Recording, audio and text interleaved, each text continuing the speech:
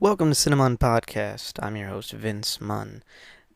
It's been a little bit since I've recorded a show. So tonight we're going to talk about Comic Con. This was my, I believe, 14th year in a row attending the San Diego International Comic Con. As I do live in San Diego, it's a big deal to me, and not only to me, but to the city as well. But again, more so to me because it just means a lot. I remember going to Comic Con early in like 2002 was one of the first ones I went to, and I went with my dad, and we got to go. You could volunteer. Like, you volunteer for a couple hours, and they'd let you into the convention either before or after your volunteer shift. So we did that for a while, and we got to go into like the Lord of the Rings panels. And these were in the times where, like on a Sunday, you could walk up on a Sunday, buy a badge, and go in for like a good full day if you went if you want to do that. You can't do that anymore. Comic Con's become too big. In a way for its own good. It's become so big that you can only get tickets online really, and it just becomes a pain in the neck because if you're not there at the right time, if you're not in the queue at the right time, you kind of SOL, and it's not the best responses. Sometimes people get angry, people get frustrated, la di da.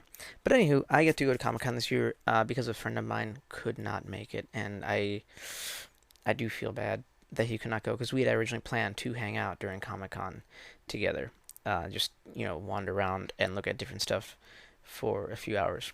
Unfortunately, he could not go, so I went in his stead.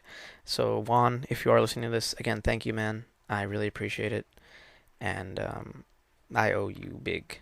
And hopefully next year we can go and just have hell of a time.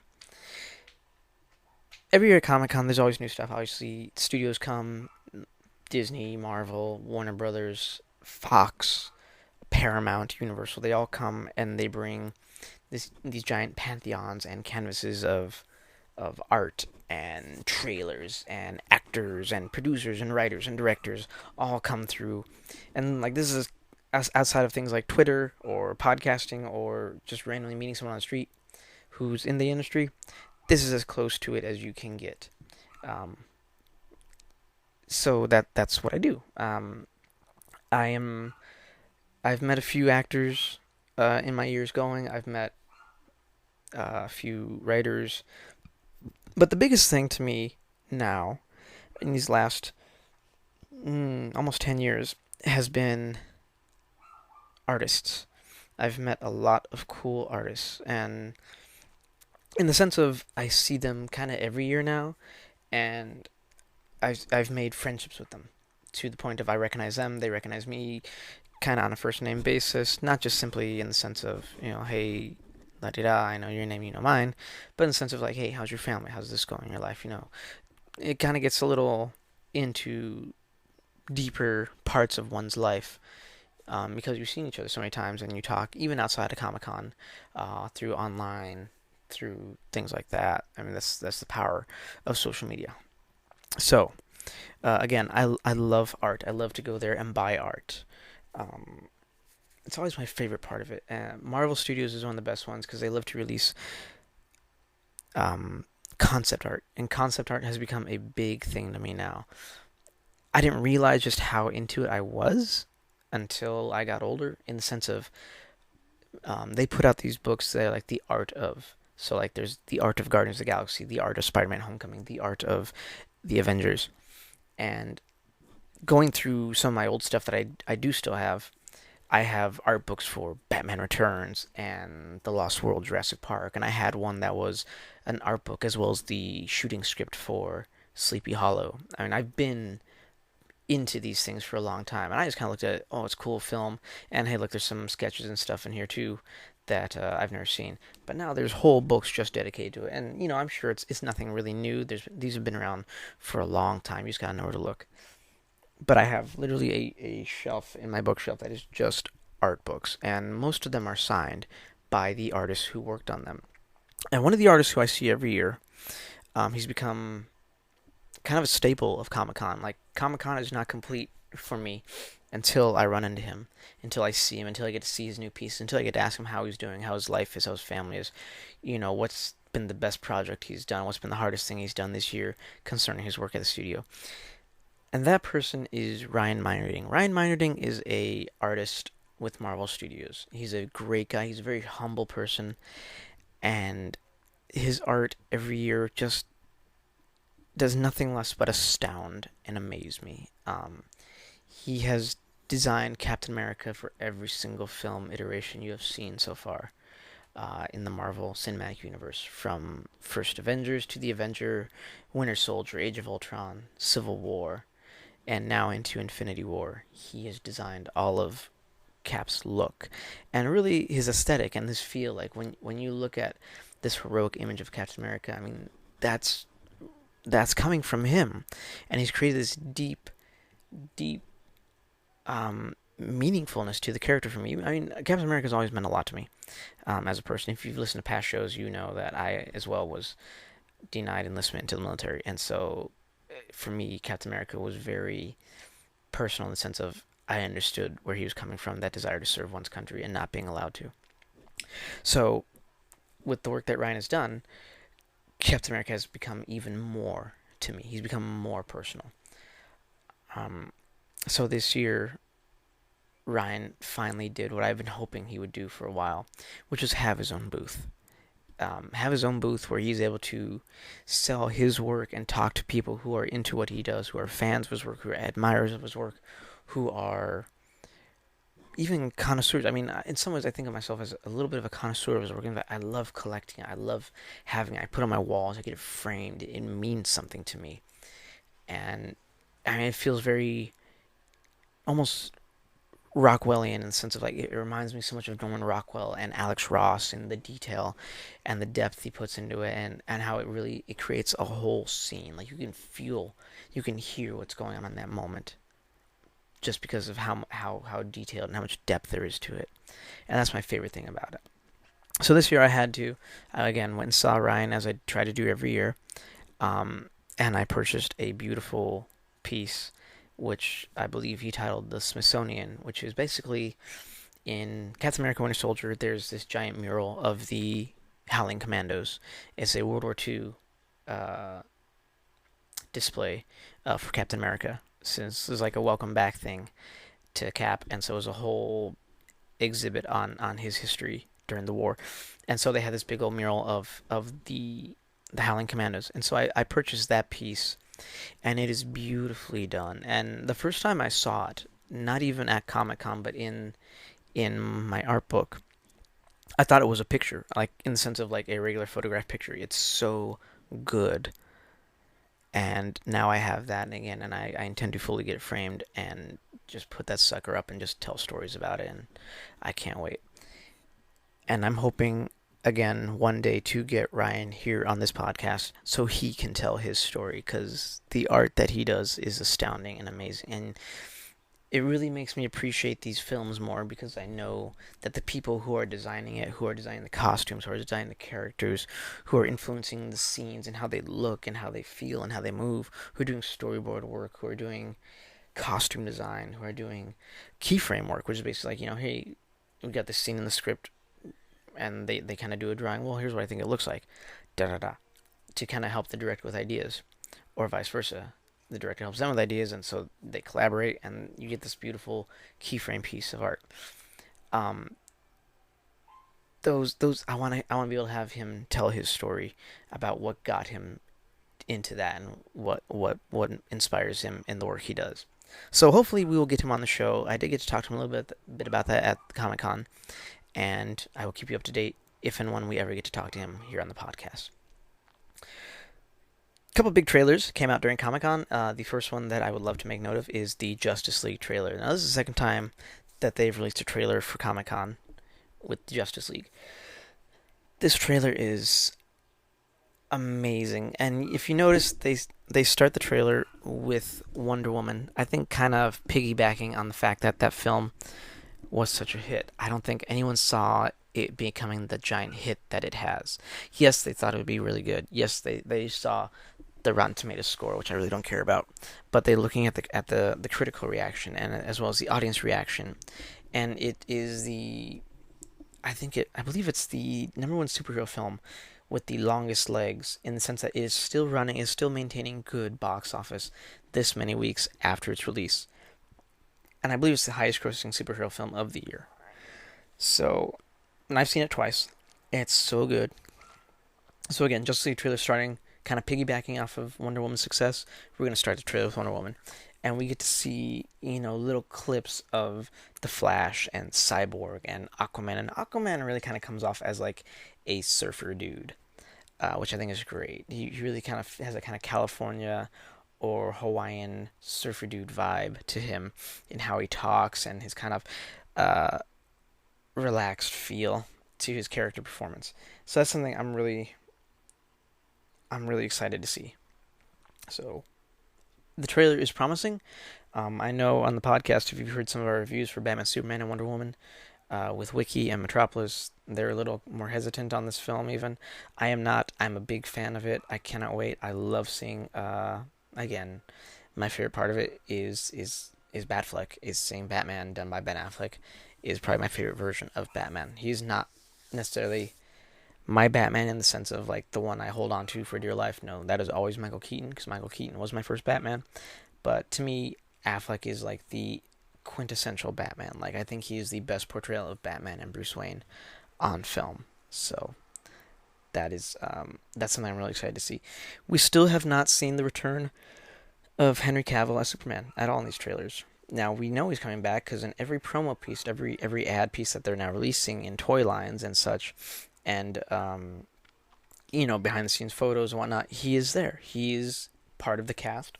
He's part of the main group, so he will be there. But we haven't seen him, and I think that's smart. I would hold on to that until the very last trailer, and then show you what we're doing with Superman. I think we're really gonna see the best version of Superman that we will ever get. I think Henry Cavill understands that, and the depth and the weight of the character. I think he understands that more than people think he does, and even more than they think Zack Snyder does. I think Snyder was very smart behind that in his casting and the way he's portrayed Superman thus far, and so I can't wait to see that. I like that this trailer does kind of deal still with the fact that spoilers, 3, 2, 1, that he had died at the end of Batman Superman, and so we're still dealing with that aftermath in the world, and moving our way up past it, and with his hopeful triumphant return, um, that he just becomes the best version of this character. We do get to see some of Steppenwolf, which is one of the new gods. Which, if you read deep DC comic stuff, you will know where that's going. There's mother boxes. I'm hoping we'll see more boom tubes. There's parademons. There's all kinds of fun stuff. And what this trailer is really kind of doing as well is showing off humor. I know people have kind of naysayed Man of Steel so humorless and Batman Superman is so serious, but they're really not. There is stuff in there, but they're taking the material as best they can. And I think that this, now having it being a group effort film, they're really gonna let everyone kind of play off each other. I think it's part of the thing is, when you do a Superman film by itself, it's just him. When you do a Batman Superman, you're putting them against each other. They're really not gonna play off each other as so much as oppose each other because it's in the title. But I think with something like this, with Justice League, where they are united together for a common reason, you will get that banter and kind of playfulness and camaraderie, which is what I'm hoping to see done in this film. I like the fact that the Flash they're doing with Ezra Miller as Barry Allen comes off as very kind of shy and geeky and very much like a loner. If you do watch The Flash on CW, obviously it will be a different take from that. I've been watching that now for 3 years, and I love it, and it's one that I watch with my dad as much as I can. So I'm really excited to see now how the film does Flash. I don't want them merging together. I don't need that. I don't need. I think it can kind of hinder or handicap the creativity you can have in film if you have to adhere to what's happening as well on TV. So that's me. Another thing that dropped during Comic Con was a new Thor Ragnarok trailer, which is coming in November. Or no, October, actually. I believe the date is now October 26th of this year. We will see the third Thor film, which is titled Thor Ragnarok. It looks so cool. It feels like a 80s space adventure, kind of like well, kind of like Flash Gordon. It feels like if you've seen Sam Jones' Flash Gordon with him and Max von Sydow and Topol, it feels like that. So I really can't wait to see it. I love the use of the music in it. Kate Blanchett's in there as Hela, the goddess of death. You have Carl Urban as the executioner.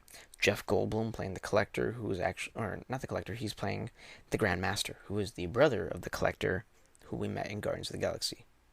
So we'll have those two. Hopefully, it'd be nice to have them together in a scene. But this will be dealing with I believe, the destruction of Asgard, as well as the kind of destruction of the Nine Realms, which is what Ragnarok is, the end of the world, basically. So I'm hoping that's the route they go. But this film just really looks cool. We get to have Banner, we get to have Hulk back again.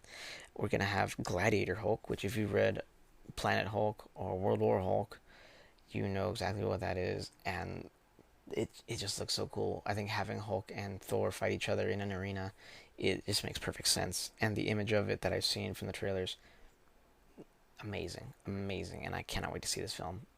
That'll be one that we hopefully review. We'll get Wiki back because Wiki is a big Thor fan, and he knows a little more about Thor than I do. So we'll hopefully get him back on the show to talk about that film when it comes out. Another one that released actually not during Comic Con, but a little after, but it was certainly talked about during Con, was It. Stephen King's It has been remade and is releasing next month in September. And it looks so scary. It looks so scary. I read the book when I was in college because I remember watching the miniseries when I was younger, and I have it actually in my DVD collection. As well as, I think between that film, Batman, and my mom telling us about serial killers when we were younger, like John Wayne Gacy, who was a clown at times, that kind of birthed my fear of clowns. And I've never liked clowns. I've always found them creepy and just something dark about them. And obviously, that story does no help whatsoever to that idea. So I like the way they're going with the character. He seems just really creepy and dark, and I know this one's set in the 80s as opposed to where the book was set in the 50s, but that's fine. I'm good with that. It still makes sense. As long as you keep the spirit and the essence of the book, I'm good with it. So I have no problem with that. It looks terrifying as hell, and that's one I hope to review for you here on the podcast as well, if I can. There's no telling how much that film will terrify me because it does just look scary as shit. If you haven't seen the trailer, go find it on YouTube or on the trailers app. If you have Apple, you'll find it there, and just tell me what you think about it in the comments section. I do wander around Comic Con, so when I do go through there, I look for stuff, as much stuff as I can, just take pictures. I'm a big toy collector, so I always look for toys, new figures coming out, old classic figures from the 80s and 70s that are like in box sets and stuff that I just can't afford. And some stuff that I try to, and thus I will buy and add to my collection. This year I did buy an Iron Man figure, a die-cast piece, 12-inch, that I've been wanting for a while, and he looks so cool. I also take a lot of pictures of stuff. I try to go inside and outside the con because there's always stuff going on. If you can't get inside Comic Con, there's always stuff happening out in the streets, in the downtown area. Well, my favorite things about it is because it is such a San Diego thing that San Diego gets involved. The restaurants get involved, the shops get involved. The Chuck Jones Gallery on Fifth Avenue, which is an art gallery, does just all comic book and animated art, and like you'll see like original lithographs and sketches from Peanuts and Disney films and Warner Brothers cartoons, as well as obviously tons and tons of comic book themed art, DC, Marvel, Dark Horse, things like that. You'll see all kinds of just beautiful art in there. Stuff that can't fit inside the convention, they will do outside. Over at the Hilton Bayfront, there's always stuff on the lawn. This year there was a mutant testing facility for their new show on Fox called Gifted, which basically tests if you're a mutant, if you have the mutant gene in you, and you'll be kind of like marked, I guess, for it. There was a job recruitment for the Orville, which is coming on Fox as well this fall from Seth MacFarlane, is a kind of like a Star Trek spoof. I went and did that just because I could. It's basically you apply to have your body frozen and then reanimated in, I think, like 50 years to be able to work in the Orville. And so you have to do an application and a video interview of, what would you bring to the ship, and what job would you like. So I did that, and that was fun. There's always tons of stuff. Amazon has a new show coming on this fall, a new iteration, reimagining of The Tick, which, if you remember the 90s TV show with Patrick Warburton and Nestor Carbonell, it's been done before, and it was even an animated show on Fox Kids in the early 90s. But now they're redoing it again on Amazon with Peter Serafinowicz, who was in Spy and Guardians of the Galaxy. You'll recognize him. He's now playing the title role of the Tick, and so they had a whole kind of interactive. From what I could tell, apparently it looked like, I guess, a disaster scene. There was smoke and such. I didn't get to go over there. A friend of mine, she told me about it, and I saw a picture later of like a 3D kind of moving image picture they did, which looked really cool. I kind of wish I had time to go over there and look at that. Unfortunately for me, I had one day for Comic-Con and just spent the rest of it working, because I work downtown and we get affected by it heavy. We get hit hard. I work in a restaurant, so we always feel Comic-Con every year. It's a lot of fun. It doesn't make it any less fun. I still enjoy it. So that's there. One other thing that did happen during Comic-Con is I got to meet another artist from another studio, a studio that I've been following longer, and who is working on a film franchise that I have loved longer, that has gotten me into film, that thus led me to doing this right here, right now. If you've been listening to this podcast for any length of time, you know that I am a lover of Jurassic Park. That film, that book, everything about it got me into loving film, as far as how they make movies, what actors do, what does director of photography do, what does a director do, what does a special effects man do, what does a pyrotechnics man do, what does lighting do, what does set decorator do. It got me into all that and understanding it, and just the love and the art of it and the passion that comes behind it, and what it takes to create this imaginary world feel real. So there's a group called Chronicle Collectibles, which does beautiful high-end pieces of statues and sometimes prop replicas or busts. I go over there just mainly to look. I can't afford anything they have, and some of the stuff is just beautiful. Like, they have a John Hammond walking cane prop replica, or the night vision goggles from the first movie prop replica.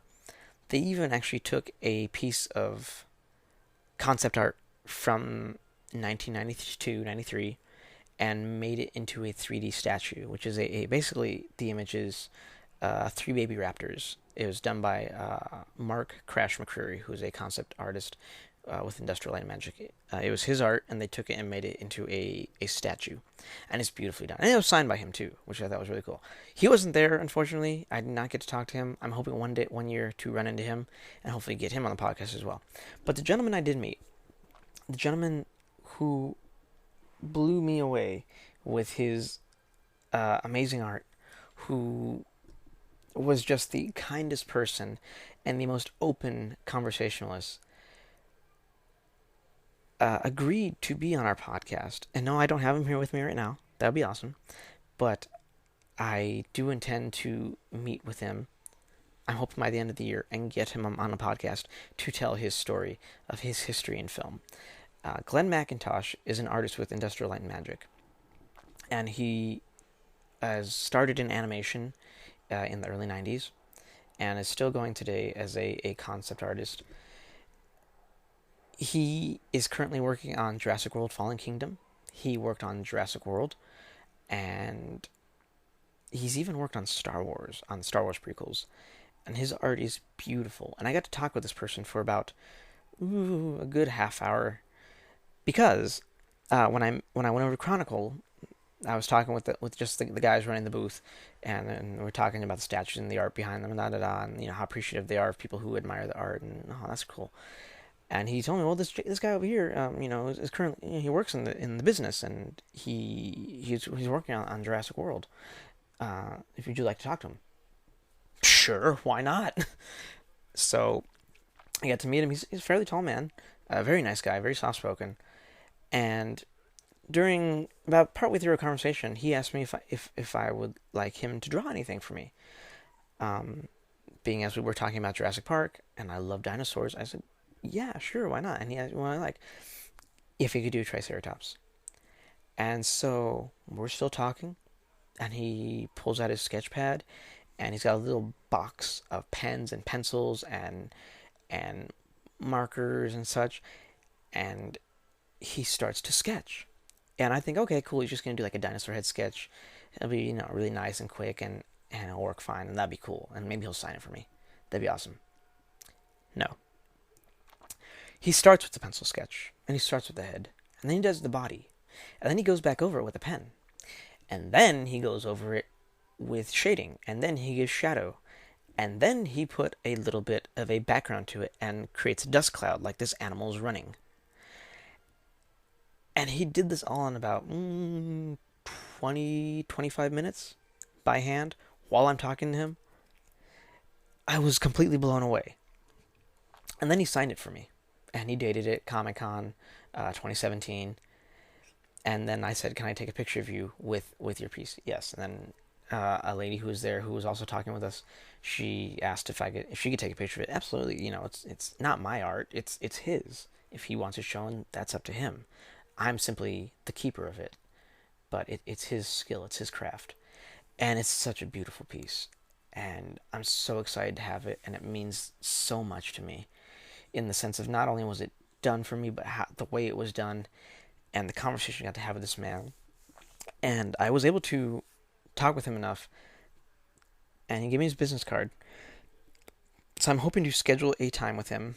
I will travel up to him if need be to interview him. I want to be able to tell his story on a podcast. I think these are the people we always hear from: directors and from writers and from actors about their movies or about their time in the industry, in the business. But it's the people that we see in the documentaries who are working on this, who are drawing, who are building models, who are doing maquettes, who are doing animatronics and robotics. Those are the people whose story I want to hear, because I want to know what got them there. What drives them to have such long nights and to work with such great skill, or to have such a passion for it that they cannot rest until that sketch comes out, until that shading is done, until that image is finalized. That is what I want to see and to hear. And I'm hoping to tell Glen's story. I'm hoping for Glen to tell his story on our podcast, and I hope you get to hear it as well. It's really cool. I mean, I got to hear a little bit of it because while we were there, and he was doing his sketching, I got to talk to him a little bit and ask some questions about his time in the industry. What's his greatest success? What's been his biggest failure? What's the thing he loves the most? What's been the biggest argument he's had to keep this concept in? Things like that. And I got to hear a little bit of that, and I would love for it to be told here by him. So I'm hoping to get that. I will say one thing that he did do that greatly impacted Jurassic World was the image of Chris Pratt on a motorcycle with raptors racing next to him and around him. That is Glen's. And he told us a story about that, about needing a shot for the trailer, and how he did like a quick couple sketches during the meeting, kind of presented it to Colin Trevorrow, the director, saying, you're looking for something like this, type of thing like that. Again, I want him to tell a story on a podcast, but something similar to that. And that image from that first trailer and from the posters, that's his. So you have seen this man's art, but you would never know it unless you got to hear it from him and meet this person. And it just makes it that much more special to me. So that has been a true privilege and honor to have. Again, like I said, I only got to go to Comic-Con for one day, so there's always tons of stuff that I would love to see and love to hear. I love, again, collecting art, exclusive posters, things like that. I grab them, and I just have poster tubes of stuff for studios, like, let's say Universal and da-da-da, and it's got these posters. Marvel, and it's got all these posters, and so on and so forth. Our friend of the podcast, the movie maven herself, Jerry Jacquin, also goes to Comic-Con. She's a good friend. If you've listened to our show again for any amount of time, you've hopefully heard our interview of her. She was the first person I ever got to interview. First person to agree to doing a show, and hasn't looked back since uh, with any type of adherence or regret. She's been a friend of mine, and she's actually been introducing me to film reviewing and writing more and going to screenings. I've been going to a lot of screenings now with her. Um, Occasionally, I've written for her. I got to do a co-write with her on a review for Wonder Woman. I did a co-write with her on a review for um, what is it? The Mummy, that Tom Cruise one that you now forgotten about because it tanked so hard and was so bad. Yeah, that one. I even wrote her one for that new film Detroit, which just came out this last weekend. I don't know if she's going to use it. If she does, cool. If not, that's okay. You can find it on our Facebook page, CineMunn, CineMunn. You can find it there. I wrote my review and posted it there. I also wrote my review for Spider-Man Homecoming on there as well. I've been trying to write more, and it's because of her and her inspiration and her taking me to these things and showing me this new type of film, this new way of looking at film. I've been so appreciative of it, and so she was gracious enough to do something very nice. And she grabbed me a Comic Con poster for Black Panther out of the panel that they had, which is this beautiful piece that I cannot wait to get framed. It sounds like I frame everything. Yeah, yeah. If I could frame everything, I would, and just put on my walls and say, "Look at this, is in the school." But I can't. But there are certain things that I do try to, and that is definitely one of them. Things that are exclusive, things that are personalized, things that are done by hand or done in an amazing amount of love that I have never thought of or would never even considered asking for. Things like that are the ones that mean the most because they come from the heart. And that's what I love about it. So, again, like I said, I've been going to a lot of screenings. And I got to see Atomic Blonde. If you have not seen that, it's a new film out with Charlize Theron, James McAvoy, Sophia Botella, John Goodman, and Toby Jones. Um, it's a kind of a spy film. Actually, no, not kind of. It very much is a spy film. It's set in the 80s, 1989, during the fall of the Berlin Wall. The whole film takes place within 10 days around that event, that very historic event. So you get, if you imagine, the soundtrack is 80s pop German. It's great music. That's probably one of the best things about the film. Overall, it's a good movie. Again, it's a spy story. Basically, the whole film is a debriefing. It is her telling what happened on her last mission to her superiors, so they can have a proper record of the things they're looking. Basically looking for this list, which has the names of all their undercovers and their aliases and who they work for, and what their missions are. That's basically her whole job, is to get that list back from these Russians who have it. So that's basically the whole concept of the film. It's really good. The action is good. It's almost Tarantino-esque in the sense of how over the top it gets, but it never gets cartoony. I mean, the violence is still just down to earth enough that it still feels real. You can kind of feel the pain of it. Like if you watch it, and you're like, "Oh God, that just looks painful." But it still has that theatricality to it. Like it doesn't feel like, okay, the hallway scene in Daredevil in episode 1, season 2, that felt very real. Um, the fight between the bride and the Crazy 88 in Kill Bill, that's a freaking anime cartoon. Okay, so it falls in between those two as far as the violence in Atomic Blonde. It's good. It's got a nice little twist on it. A couple good little twists. Charlize has still got it. She's really kind of shown herself as an action star between Mad Max Fury Road and now this. People are really looking at it as, which I thought was really weird, was they looking at, oh, it's like the anti Wonder Woman, it's not cartoony and stuff, and it's real, it's gritty, it's down to earth. It's still a movie. Come on, there's nothing real about it. It's a movie, and I don't see it as that. I mean, I think they are two sides of the same coin. So, and it's not like it's completely opposite to it, so much as it's a part of it, just with a different shading. Um, Atomic Blonde is worth seeing. It's at least a soundtrack worth hearing. If you don't have the music already, a lot of songs are in German, which I thought was just added to it, so that was fun. Uh, if I wouldn't say it's like a pay full price at the cinema, maybe a matinee or maybe even like a Redbox night type of film. If you don't make it to the theater, If you do make it a theater, make it a matinee. It's good. It's a good popcorn flick. Again, good action. The directing is good. I mean, overall, it's a nice addition to the spy genre. It's not Mission Impossible. It's not I Spy or anything, kind of hokey. It's not Man from Uncle either. And what I mean by that is not it doesn't feel nostalgic or is not trying to be cool, even though it is trying to be cool. So if that makes any sense whatsoever. The thing I loved about Man from Uncle is that it was completely self-aware that it's an homage to the TV show and to '60s spy films, and that's what it made itself. Almost like Kingsman. Kingsman is in a way an homage to '60s spy films with modern action. I mean, that's really what that is to me. So that's another one that was released during the convention. They had a panel for Kingsman: The Golden Circle, and they dropped a new trailer for a red band trailer for that. If that even matters, they just get to swear. Ooh. So we'll see the return of Colin Firth, Taron Egerton, Mark Strong, with the addition of Halle Berry now, Jeff Bridges, Channing Tatum, Pedro Pascal, and Julianne Moore. So it's another film I'm looking forward to.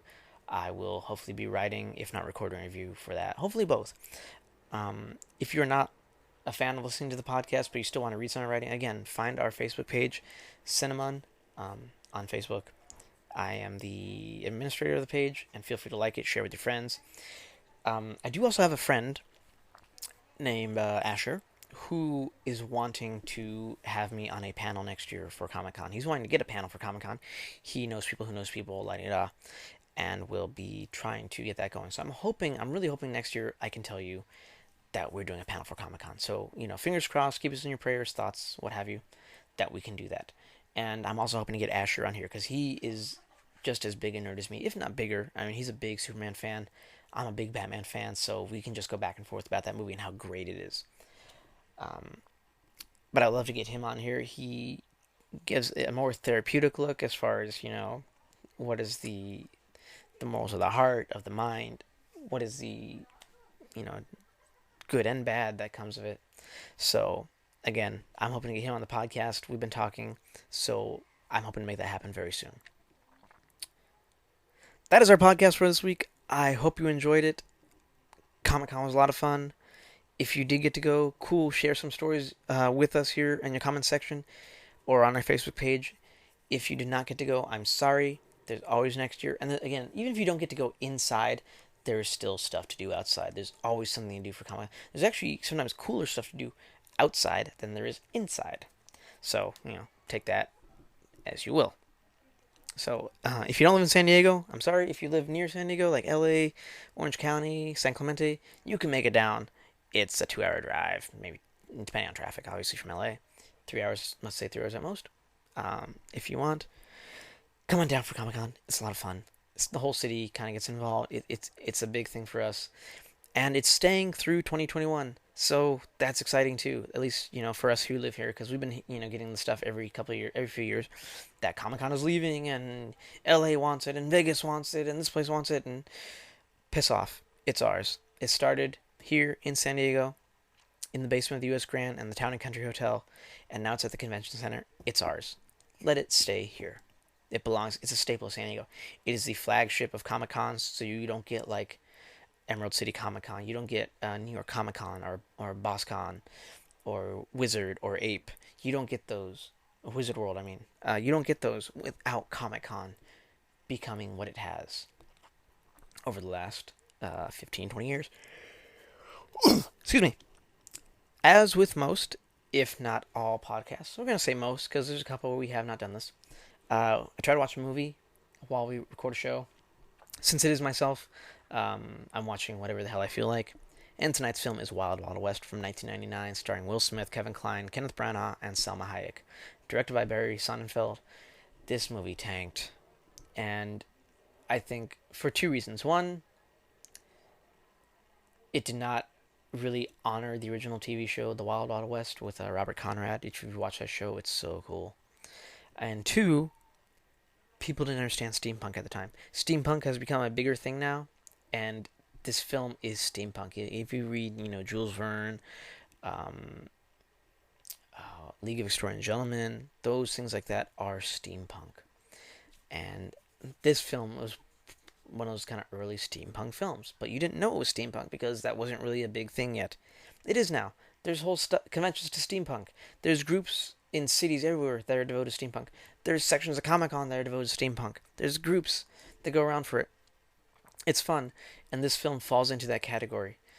And if you've seen it, cool. If not, it's one to watch. It's on Netflix. You can watch for free. It's not costing you anything aside from a monthly Netflix fee, which you're paying for anyway. So watch whatever the hell you want. This film cost $150 million and just tanked. Will Smith had actually turned down The Matrix to do this film, and as he got older, he had later stated that he understood the mistake of doing that, and he's wiser now, and we all are. I still enjoy it. It's not even a guilty pleasure film for me. It's one that if it's on, I'll watch it. It's fun. For me, a guilty pleasure film is like Land of the Lost. Excuse me.